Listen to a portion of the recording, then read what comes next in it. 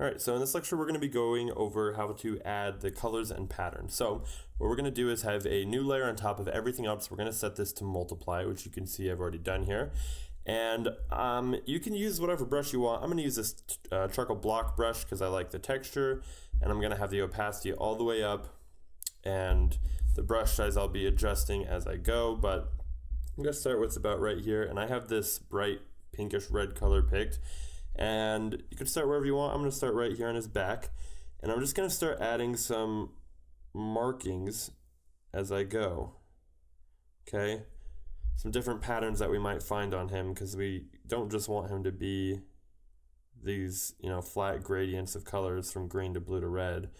A lot of animals have markings, and especially something like a chameleon, it's going to have a lot of types of markings. So I recommend looking at reference photos to make sure that you can get something that looks good.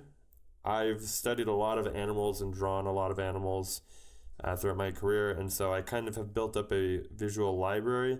Even still though, sometimes if I'm doing something that I've never done before or it's not quite looking right, I'll still go and get some more reference. So it never hurts. Never hurts to have reference. I would recommend looking up. I'm taking inspiration from all sorts of different things, from lizards and reptiles to crustaceans and insects, right? Anything and everything is free game, so go look and find and explore. There's lots of cool stuff, especially underwater creatures like fish and crabs and shrimp and stuff like that. They have some really cool patterns that make your drawings, or make your creatures and your paintings, can make them look really interesting. So go see what's out there, explore, experiment. Okay. So I'm just starting up here along his back, adding in a little touch of red on some of these scales. Okay. Bring our brush size down a little bit as we get into these smaller areas. Bring it back up, come back up here. I'm up here on his wing now. Let's do the other side. Okay, excellent. Let's go ahead and move to, let's do some areas over here on his arm. Hopefully I don't sound too stuffed up. I have a little bit of a cold. I apologize for that. Okay. You know what? I'm going to actually, let's see, how do we want to do this?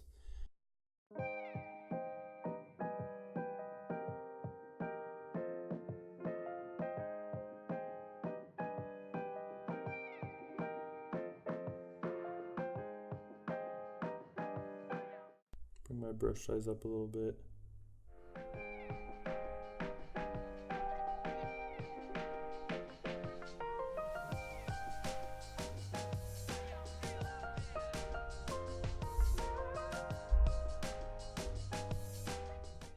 So I'm just working my way around, making sure I'm keeping things pretty consistent. Okay. Do you want any on his feet? Maybe it's all red and then it turns green. No, we're gonna keep his feet green, but we can throw some down on this leg a little bit. And you can see, since we have it on this multiply layer, it's interacting appropriately with all the lighting that we've already put down. It's lighter in the light places and gets hit with the highlights, and it's also darker in the shadow places, which is exactly what we wanted. Okay.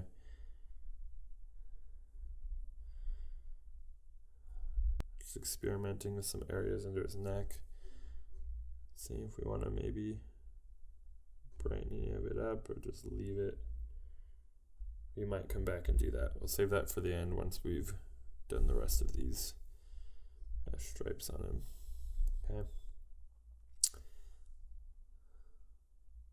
Experimenting with some different things, trying to decide if I just want to do the classic sort of chameleon look, or maybe something a little different. And I think we're just gonna go with the Classic chameleon there. Okay.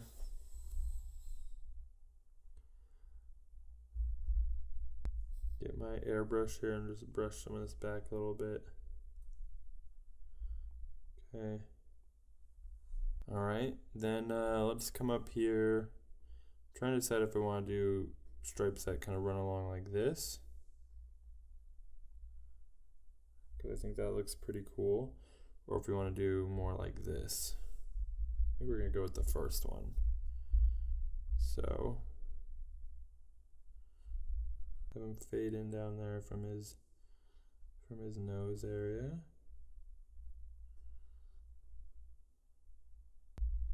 Let's make these a little smaller actually. They're still too big, I think. Something about like that looks a little better.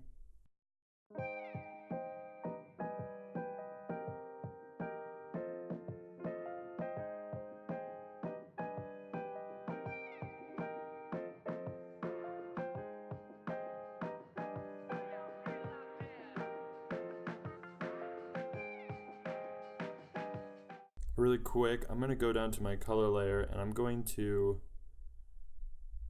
really lighten and brighten up this area on the back of his head and have it kind of fade to like a white, yellow. Now let's try, still want it a little bit greener, just like a lighter green maybe. Not that light though.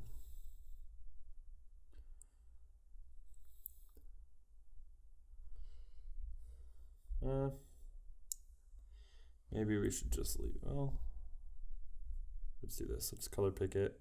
That will give us a little bit closer to what we're looking for, I think.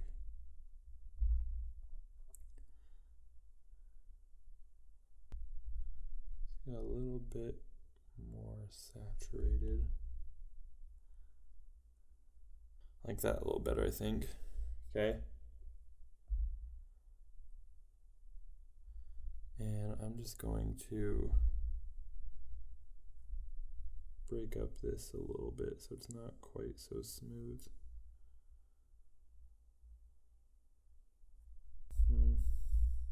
Might just need to repaint it. I just want it to be a little, let's just try knocking it back a little bit maybe first. It's not so strong. That's better. Okay, let's come, I'm gonna turn this back to normal just for a second so I can pick that color again and make sure I have the exact same color as before. Turn that back to multiply, and let's move on down here to his leg, his back leg.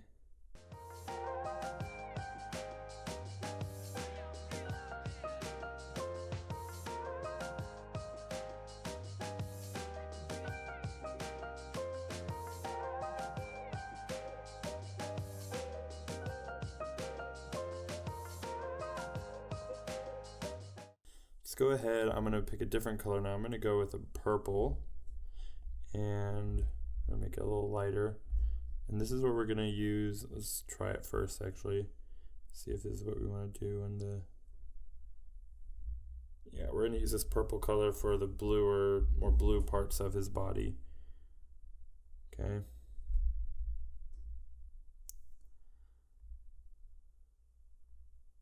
Alright. Coming up here on his scales here.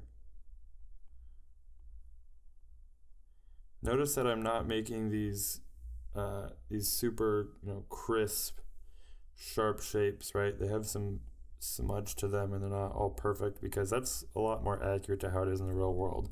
If you have these really too crisp, too clean of shapes, it can start to kind of make it look almost like maybe like a tattoo instead of like markings on an animal. So just keep that in mind. Think about the edge quality of it and how sharp those edges are going to be and what that's going to look like to the viewer.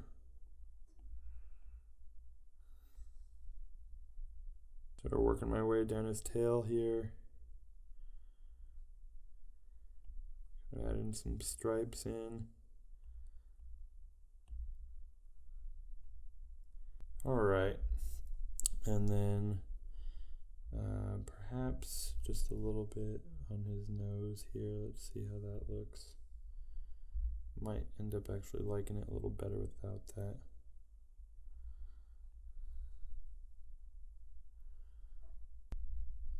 Alright, it's looking pretty good.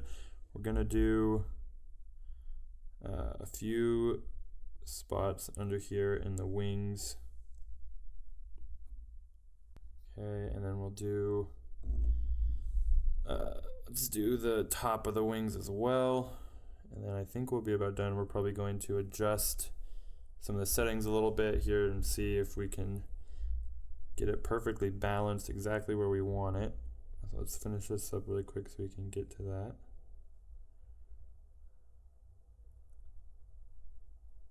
Trying to decide which way I want the stripes to go, or if I even really want stripes. This almost makes them look like Christmassy when we do this.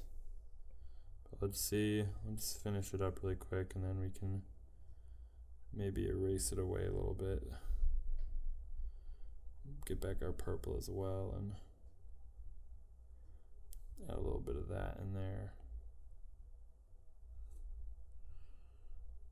Alright, let me get my airbrush and knock it back up here just a little bit. There we go. Perfect. Alright, so now I'm going to take this whole layer. We're going to see if we need to lower the opacity or maybe lower the saturation just a bit, which I think we might need to do. It's pretty pumped up right now. We can adjust this around, see if we want to change any of the hue on anything, but I don't really want to. I think I picked the colors I liked right there off the bat. Okay, and we'll just go ahead and lower the opacity just enough. Don't want to do too much, but just a little bit there. Okay, and there we go. We have our markings. I'll see you guys in the next lecture.